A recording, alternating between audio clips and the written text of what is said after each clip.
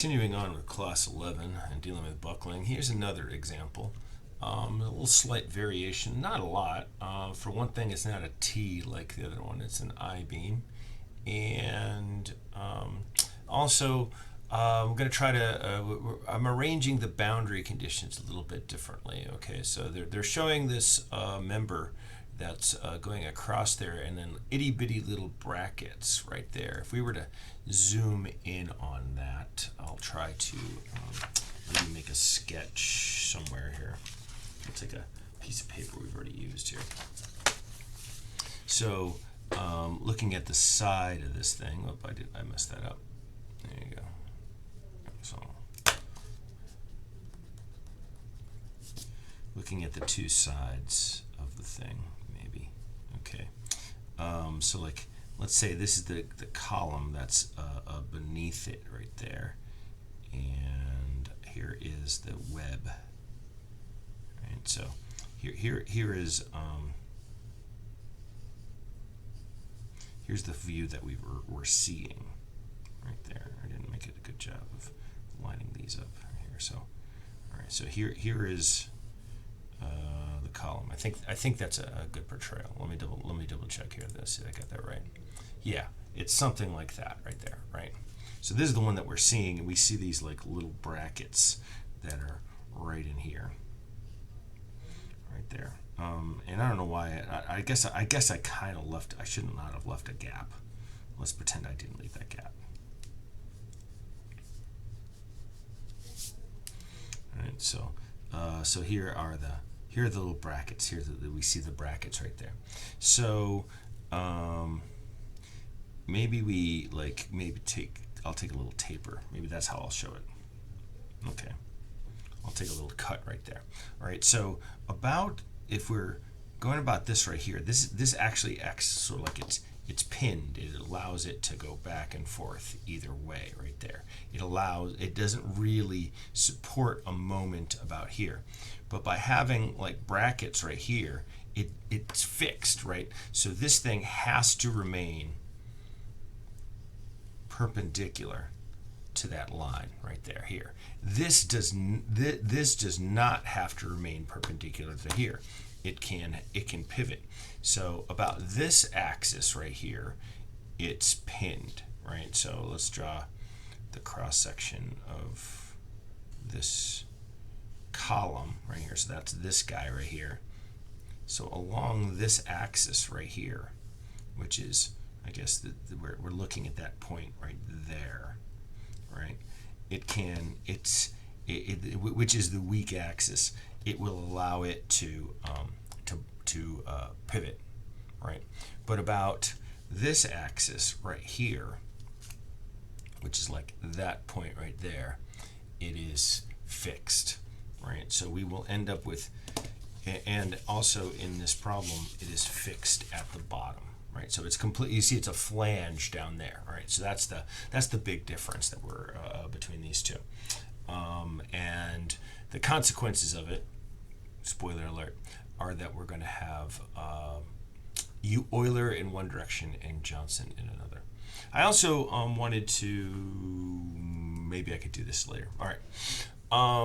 Yeah, I'll talk about it later. So we want to determine the critical load in both the weak and strong directions, but they have different boundary conditions. Here are the properties of the section right here. Once again, it is structural steel, so it's got a yield strength of 250 megapascals. And so one of the first things, okay, and this one I decided we're going to use the effective length, right? The effective length thing instead of using the C's, right? So you'll recall from our main equation right here, we had C, but we have an alternative method here, is that we can use now the effective length instead. And here's like the effective length for fixed. Here's effective length for pinned fixed right there. And I think that should be 0.707. If you're going to be technical, right? It's like the cosine or sine of 45 degrees right right there. That's what right? That's at least that's how I think of it. Okay, so one of the first things we want to do is find the cutoff, right? So the cutoff for our slenderness ratio is 1 here. We take 2 pi squared E divided by yield strength. And I think we're going to actually get the same thing that we just got in the previous example, with the 2 pi squared 200 E9. You notice I left the C out of it, right? So that's really going to, we're going to do it now with the slenderness ratio. We're going to treat that with, we're going to treat the slenderness ratio instead of with the actual length, with the effective length. So right here we get a 125.7 slenderness ratio cutoff. Remember, and that's like it looks like this right here, right, where the transition to this is Euler, and over here is Johnson. And this is the L over K1 right there. So just we're going to keep that curve in mind when we're looking at deciding what to use here. So about the weak axis, and you say, well, which one is the weak axis? Well, you could see that about the x-axis we have 126 here. About the y we have 42.9. So the y-axis is the weak axis.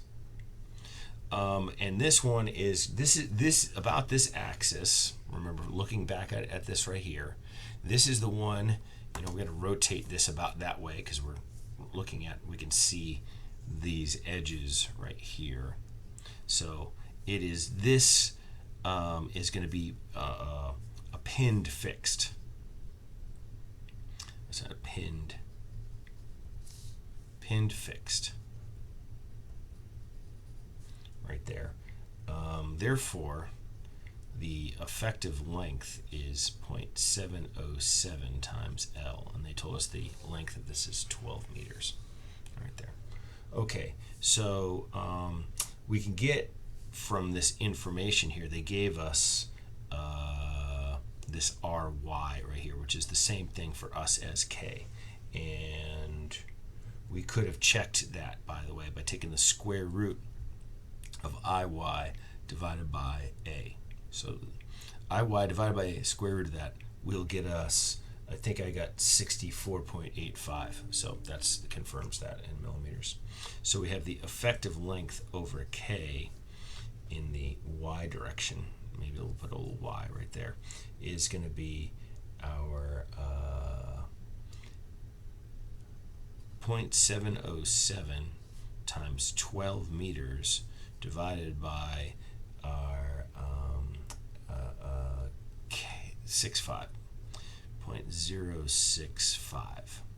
we'll call it. And I get 130.8, which is greater than the L over K1. I should put the 1 there, sorry. Therefore, Euler.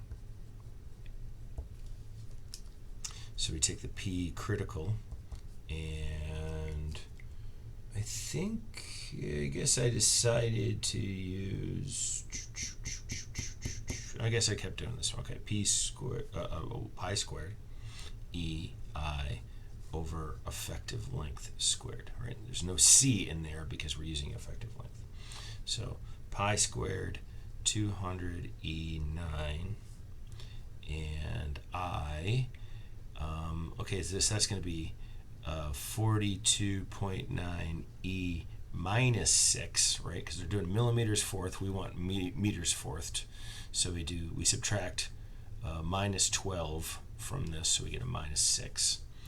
And then divide by the effective length squared, right? So 0.707 times 12 squared.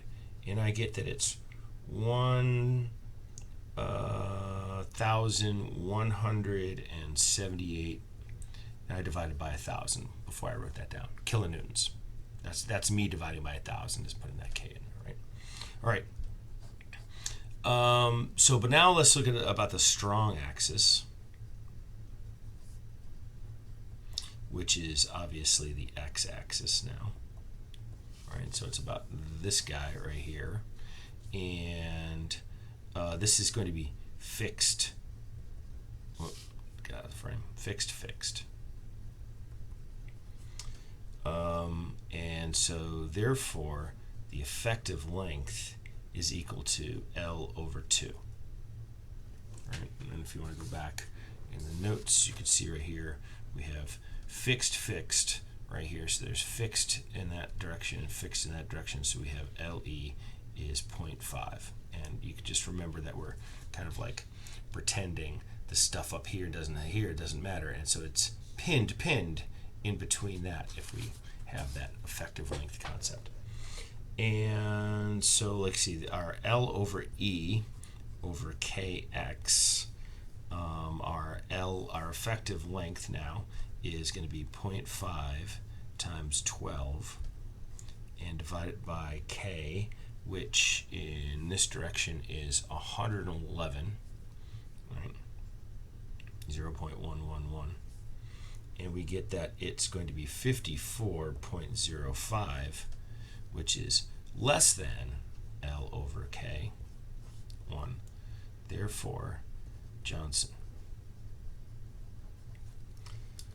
So we will use the Johnson equation, which we previously wrote in the notes to be this guy right here. But we're going to multiply this side by the area, right? And as I mentioned in the 11th edition, I think it's equation 448. In the 9th and 10th edition is equation 446. And so we have P critical is equal to the area times the the yield strength times yield strength effective length right there 2 pi. Of course, I'm altering it for the effective length here, right? So that it'll look different, slightly different. K squared 1 over E. Now compare that real quick, right, from what I had previously written, right? You'll see that the C was over here, but now we've removed it, and inside here, instead of length, we do effective length. But I made the point that effective length essentially is 1 over the square root of C times L, right? So you can either use C up here from this table, and here's like recommended values and that kind of thing, but here's the theoretical one. We're just stick with the theoretical ones. Like these are essentially, by doing this, we're really applying a safety factor, which we should do anyway. So I'm not going to mess around with these. We're going to deal with the theoretical one, then we'll talk about safety factors. Actually, in the next class, where we introduce the concept of safety factors, although it might be something you already kind of intrinsically understand. Okay, so we need the area, and the area given was 10,200 millimeters squared. So I think what would we end up doing right there is divide by 1,000,000, right? So I divide by, I could write this a couple ways. So I decided to write it this way. E to the minus 3, right? I divided by 1,000 and then another 1,000 right there. Hope that makes sense. The yield strength, I said it was 250 megapascals. So 250 e to the 6. And then I think I got to squeeze a lot of stuff in here, unfortunately. Let me see. I get the 250 e to the 6 right there. My effective length, I should put 0.5 and my 12 right here. Divide it by 2 and pi. My K is 0.111. Did I do that right? Yeah, I think so. That whole thing gets squared, and now I need 1 over E, and that's 200 gigapascals, or 200 e to the 9. And anything else? No, just need to finish off the brackets. And now we have our critical load right there.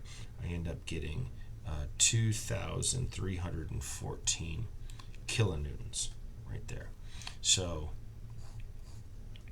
in this axis, it's going to definitely buckle before this one. This requires more load, so this will happen, but twice as before this one, right? And I think in the original problem there was a request that we had a safety factor of 2.5, or maybe not. I don't know, to say what is safe, right? All right, so I attempted to do this also in Solidworks Simulation again. So here is me coming up with this one right there. Okay, if it'll come back up, I don't know. The graphics cards are slow on these lab computers. There you go. So this is that case right there. Okay, so this is the one where from boundary conditions here, I have only grabbed this axis right here, and you can. I'll explain why I made the top of this thing. I was attempting to make it fixed in the other direction, but here is the solution right there. So you could see that shape, right? This is the fixed pinned shape, and up here at the top we would get 1.2065 e to the 6, right, is the load factor. We put a load of 1 into there, and so in that for that load, that's essentially 1,206 or 1,207 kilonewtons compared to our 1,178. It's not bad, right? The mesh on this does stink, right? It's not a great mesh. That could explain some of it. And you even might like this. These things are really thin members to be like being meshed with. Say show mesh. It's down. Where is show mesh? I don't know. I can just go to the other one. I can show you. Go back to it.